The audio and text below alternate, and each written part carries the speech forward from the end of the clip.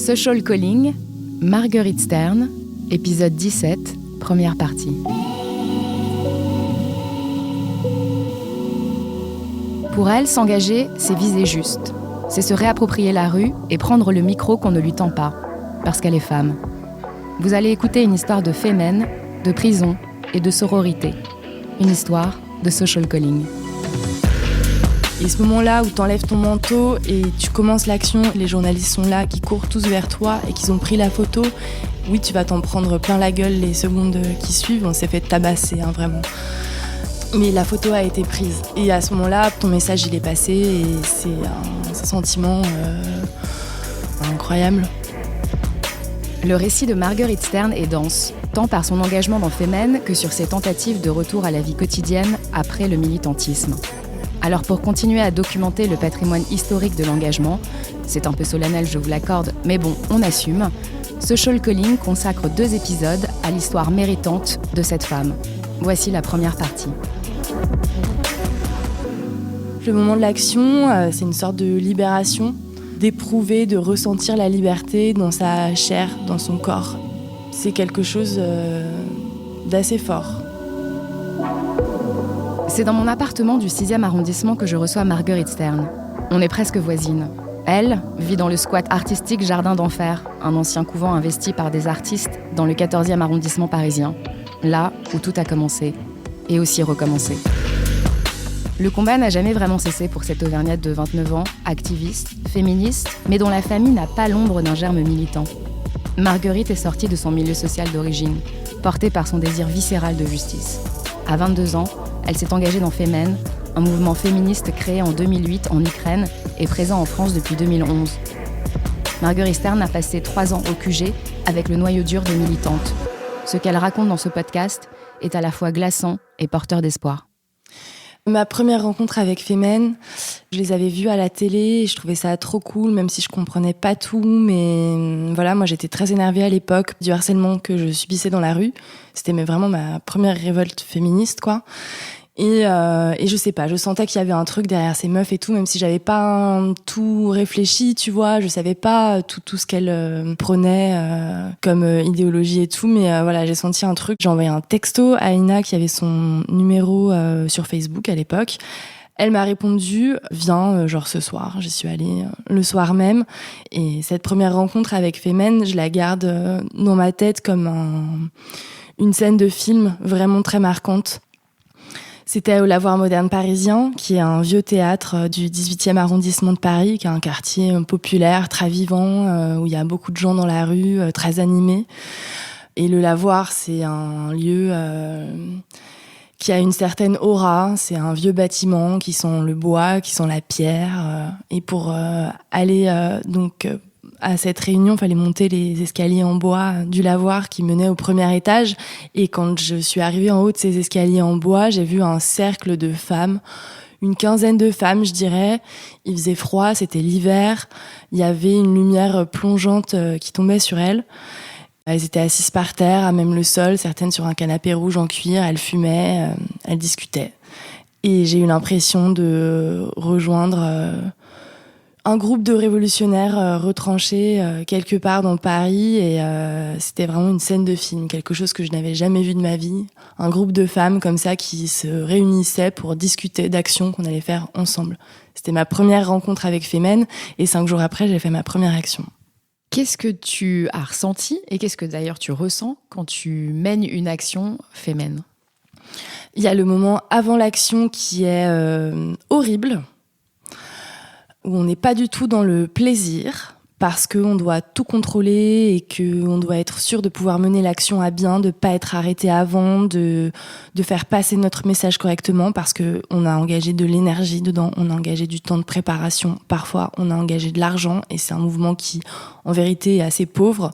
Donc c'est beaucoup d'engagement pour nous de préparer des actions, donc c'est beaucoup de stress avant l'action. Moi, je déteste ça, j'ai envie de mourir à chaque fois, c'est horrible. Et par contre, le moment de l'action, c'est difficile à décrire. C'est une sorte de libération. Enfin, il y a vraiment ce truc-là qui est de l'ordre d'éprouver, de ressentir la liberté dans sa chair, dans son corps. Et c'est quelque chose qui est très rare quand on est une femme. voilà, d'aller crier haut et fort ses convictions dans l'espace public, de mettre en scène son corps aussi, d'être dans une posture guerrière et d'être torse nu aussi. C'est dire que voilà, notre corps n'est pas sexuel, notre corps est un outil politique, et pas seulement le dire, mais l'éprouver aussi. C'est quelque chose d'assez fort. Est-ce que tu as peur avant ? J'ai été tabassée plusieurs fois en action. J'ai peur donc des services de sécurité privés, enfin voilà, des manifestants auxquels on peut être confronté, des gens dans la rue. Enfin, moi, j'ai peur quand je fais des actions fémènes, même si j'en fais plus beaucoup maintenant. Mais ouais, j'ai très peur. C'est quelque chose qu'il faut repousser. Enfin, moi, à chaque fois, je dois sortir de ma zone de confort. Je me fais violence à chaque fois que je dois faire une action féminine. C'est quelque chose que je fais parce que vraiment, j'estime que idéologiquement, c'est juste. Mais sur le moment, c'est pas facile. C'est quoi justement l'idéologie que tu défends ? Mon idéologie personnelle, elle se confond avec celle de Femen, en fait. Elle est pas très différente. Enfin, ce qu'on demande, c'est très simple, c'est l'abolition totale du patriarcat. Oui, c'est un peu utopique, mais c'est comme ça, il faut être utopiste. Et on considère que ça doit passer par 3 piliers fondamentaux. On se bat contre les dictatures. Par dictature, on entend aussi bien, la dictature saoudienne ou russe, ou voilà, des dictatures comme celle-là, ou une forme de dictature plus soft, entre guillemets, qu'on peut retrouver en fait dans tous les pays dits démocratiques, comme la France, donc sur des questions de liberté d'expression, de droit de la presse, voilà, par dictature, on entend tout ça aussi. On se bat aussi contre les institutions religieuses, c'est-à-dire pas contre les personnes, mais contre les dogmes, contre les institutions qu'on considère liberticides, qui abîment les droits des femmes, et pas uniquement des femmes, mais aussi des athées, des homosexuels, voilà. Et l'industrie du sexe. Par industrie du sexe, on entend l'existence de la prostitution, qu'on considère comme un système esclavagiste, et le porno mainstream. J'imagine qu'il y a eu des actions qui ont été plus marquantes les unes que les autres, des actions qui ont aussi été plus risquées, tu le disais tout à l'heure. Est-ce qu'il y a des souvenirs d'actions qui te viennent comme ça, spontanément, des souvenirs qui t'ont marqué à jamais, toi ?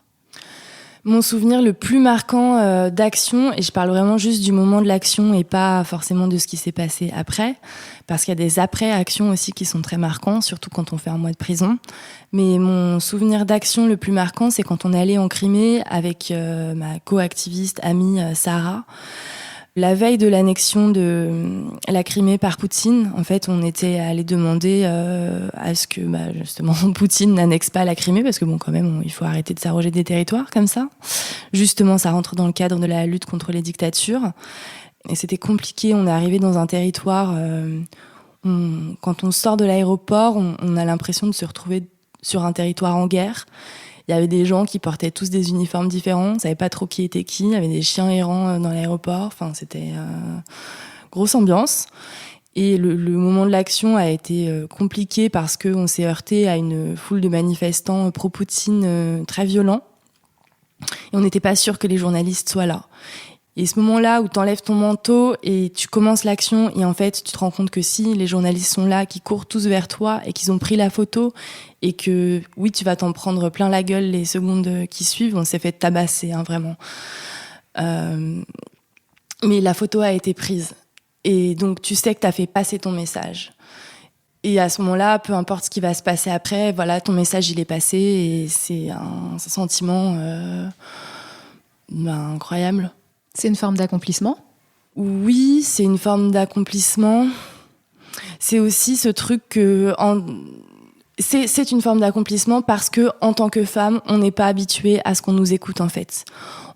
Enfin, si on veut obtenir des droits, il faut qu'on les arrache, en fait. Il faut qu'on prenne le micro qu'on ne nous tend pas, en fait. Parce que personne va nous donner la parole et personne va nous donner ses droits si on les réclame pas. Et au moment où on fait ça, on se sent entendu, puisqu'on sait que les gens vont pas avoir d'autre choix, en fait, que de regarder les images de l'action qu'on vient de faire et que de lire les messages sur nos poitrines. Donc oui, c'est une forme d'accomplissement.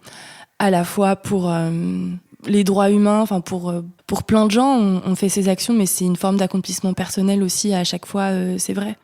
Tu évoquais la prison quelques secondes plus tôt. Ma question, c'est donc de savoir jusqu'où tu es prête à aller et à œuvrer pour le collectif, parfois au détriment de ta propre individualité. J'ai pas envie de mourir, j'ai pas envie d'être mutilée. Maintenant, moi, je me pose pas vraiment cette question en ces termes, parce qu'il m'en coûte beaucoup plus parfois de ne rien dire, de devoir rester silencieuse, plutôt que de faire une action dont je sais qu'elle va être réprimée. Enfin, je me sens plus libre de faire une action suite à laquelle je vais faire 1 mois de prison en Tunisie, mais j'aurais fait passer mon message et au moins on aura été écouté, plutôt que de rester dans le silence et que ce message passe pas et que finalement rien n'avance.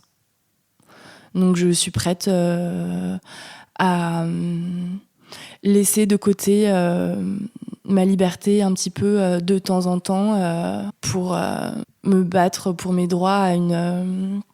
comment est-ce qu'on dit, sur une temporalité plus longue. Là où il y a une forme d'ambivalence, c'est que tu dis que tu es prête à renoncer à une partie de ta liberté et qu'en même temps, quand tu fais ces actions-là, l'adrénaline que tu ressens, elle te permet d'éprouver pendant quelques secondes ce qu'est ce sentiment de liberté. Oui, mais parce que tu sais, c'est ce grand truc un peu classique et bateau que je vais te dire en fait, les idées, on peut pas les arrêter. Même si on me contraint physiquement après à faire de la garde à vue ou à faire de la prison, moi j'ai eu la liberté d'exprimer mes idées, même si c'est mal vu et qu'en tant que femme, on n'est pas censé faire ça, on n'est pas censé s'exprimer de cette façon-là. Je l'ai quand même fait. Mon idée, elle est plus forte que la garde à vue ou l'emprisonnement. Qu'est-ce que tu as retiré de cette expérience en prison ? Ça a été un peu le prolongement aussi de ce que j'ai appris dans Femen. La sororité, je l'ai avant tout expérimenté dans Femen et ça a été très fort de savoir aussi, tu vois, quand j'étais emprisonnée, que les filles, elles étaient là derrière et qu'elles se battraient pour qu'on sorte toutes les 4.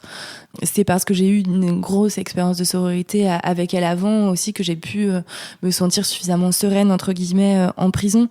Et donc cette expérience de sororité, effectivement, elle s'est prolongée à l'intérieur de la cellule où on était emprisonnés, donc on était 28 en tout dans la cellule, avec des femmes tunisiennes qui étaient là pour des peines très différentes. Il y en avait certaines qui avaient tué leur mari, il y en avait qui avaient fumé un joint, qui étaient là pour 1 an.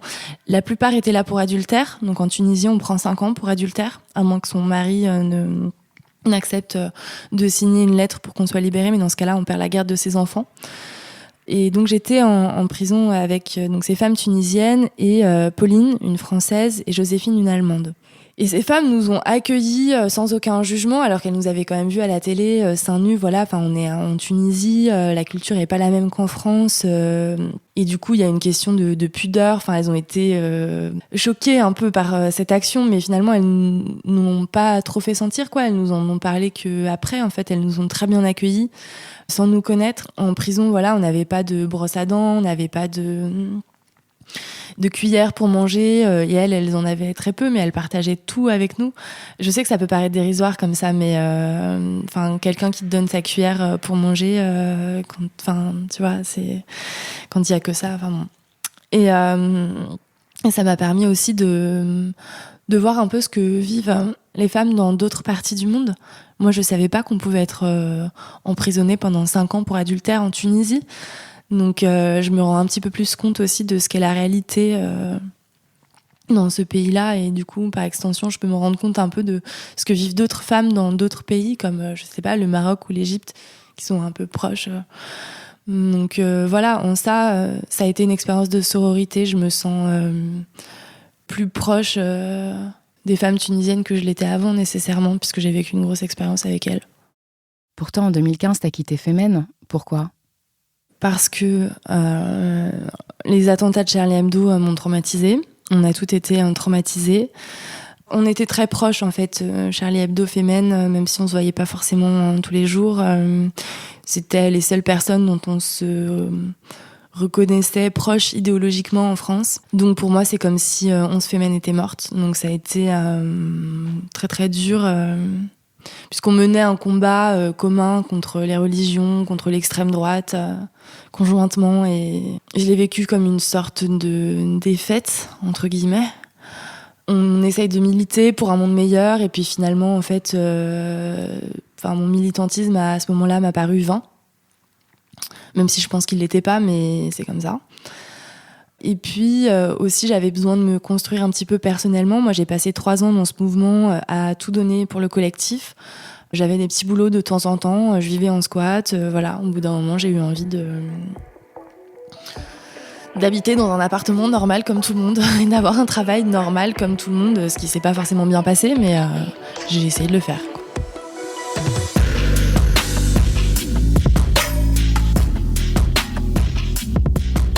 Merci d'avoir suivi ce 17e épisode de Social Calling. Je vous donne rendez-vous l'année prochaine, le 10 janvier, pour la seconde partie de l'épisode consacré à Marguerite Stern.